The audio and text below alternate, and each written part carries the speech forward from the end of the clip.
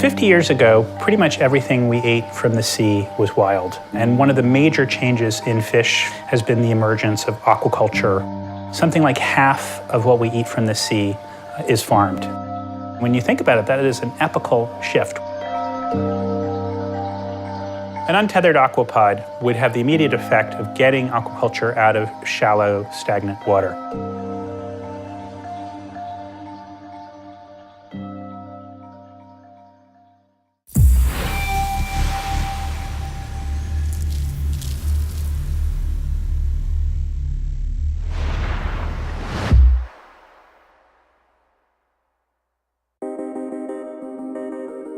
The human population consumes an insane amount of seafood, mostly fish.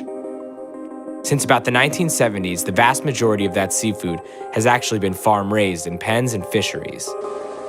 In 2014 alone, Americans imported about 86% of their seafood from international fish farms, while exporting 90% of our own farmed fish. The aquaculture business is a lucrative one, generating about $13 billion annually since 2012. And although aquaculture practices and techniques have evolved over the last 50 years to meet the demand for seafood, many of those practices come at a price. Highly congested pens, overfeeding, and inefficient cleaning have led to various consequences, including contamination and the possibility of escape, which in turn leads to the spreading of disease and parasites among wild fish populations. I wanted to learn more about the evolution of fish farming and what the current practices are. We're driving in New York City and we're on our way to see Paul Greenberg, whose work consists of documenting and exploring the consumption of fish both by fishing and aquaculture, or fish farming. Have you seen the state of fish and fishing evolve from when you were a kid to now? Fish are changing in a very, very big way. At a certain point, I started to see real reductions in some of the target game fish that I really love to catch, mostly because the water's just getting too warm, and also decades and decades of overfishing. World War II really changed everything in the ocean. All these different devices that were used to fight the war were used to catch fish. A sonar for finding submarines, for example, suddenly you could use it for fish. What then happened because of this technology, there was just a huge buildup in what's called fishing effort. You go from, like 20 million metric tons of fish caught every single year to now we're at about 80 million metric tons. So it's topped out and you can't go any further. We've really reached the limit of the wild ocean. As you start to see the wild catch start to top out is this other graphic, which is aquaculture. It's now the fastest growing food system on the planet. I think it grows 7 to 10% a year. And you think about it, 50 years ago, it's pretty much all wild. So it's just a huge, huge shift. What are current aquaculture techniques? There are basically two kinds. One is open ocean aquaculture, where you put net cages and they're put in sort of arrays of 6 or 8 or 10. The other kind is inland aquaculture, where you do it in a pond or perhaps in a raised tank. But again, it's a completely fixed situation. What are the ecological effects?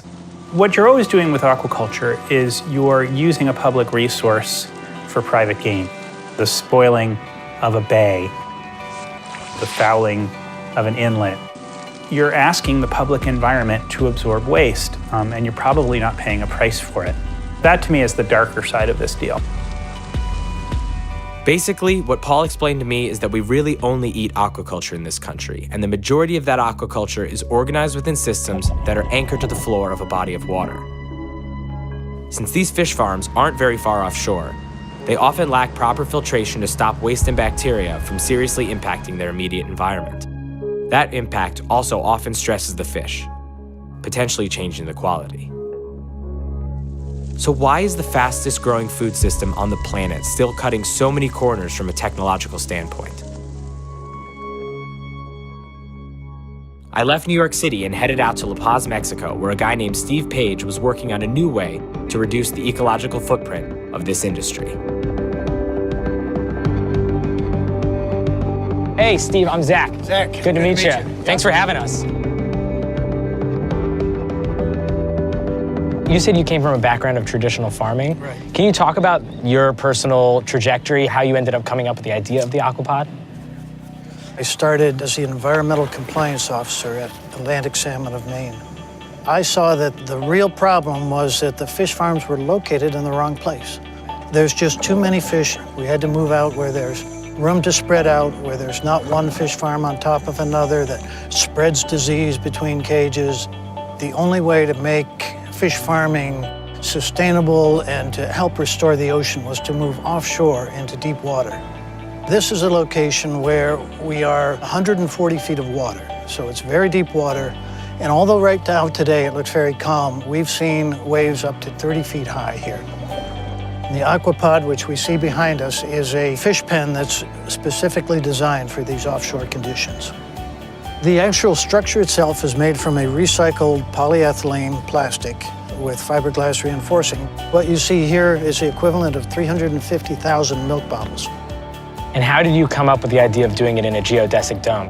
When I was in college in the late 60s, I did some work with geodesic design. And the idea of making an entire sphere, that's quite new. It's predator-proof, so the sea lions or sharks can't get through it. That's a big problem with traditional fish farms.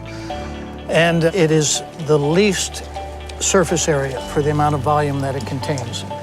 In that amount of space, you can grow several 100,000 fish. What did you have to go through in terms of proving that this is an environmentally conscious way of farming fish? Well, we're still proving it. Offshore farming is still very new, but we're constantly collecting data, proving that when you're out in the open ocean, the ocean can absorb the nutrients that are given off by a fish farm. The other thing that we notice is that these are what we call a fish aggregation device.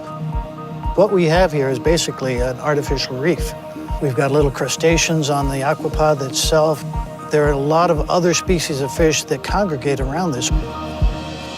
So on the other end of the spectrum, if aquapods really took off and there was a ton of them in the water, how could that sort of cause problems with biodiversity? There's no question that it could. Every body of water has a carrying capacity. You look at La Paz Bay, there's a limited number of pens that can go in that area. There does have to be regulation about how many farms go in any embayment, and it's going to change according to the environment. Steve explained that these aquapods are being researched while stationed in one location. However, the future application for the pods, which are equipped with a propeller mechanism and GPS system, is to be able to use them as transporting vessels that deploy with juvenile fish and arrive at their desired location with fish that are ready to harvest.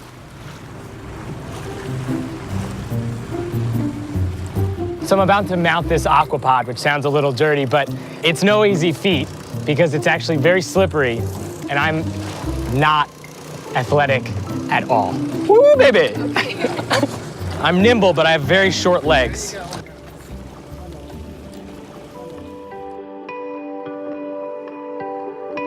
Do you think that the traditional types of fish farming is a sustainable way to farm for the future? I don't think it's sustainable for the future because in the future we're going to need so much more farm fish. We can't keep expanding near shore and shallow water. There are a lot of nice places when you get offshore into the open ocean. So have you had an opportunity to taste the fish? Oh, this fish, the twaba, is delicious. It's a lot like halibut. I know this would require a pretty sophisticated palate, but can you tell the difference between a farm-raised fish and a fish that's raised in the aquapod? You know, what I can tell the difference is a fish that's grown near shore in less pristine water. This water is so clear, so clean, and fish taste like fish. They don't taste like the water they're grown in. Right. It's about as close you can get to eating wild fish without eating wild fish. That's exactly right. Wild fish that are growing in the open ocean.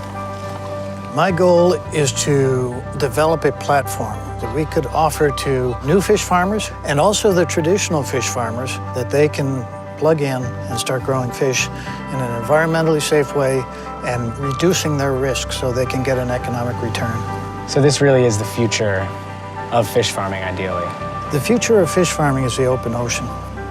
This is where it's happening. Like with most farming practices, there will always be questionable ways in which we cultivate our food supply. And as seafood consumption continues to grow, new innovations are necessary to ensure that we meet that demand and safely navigate the uncharted waters of this industry.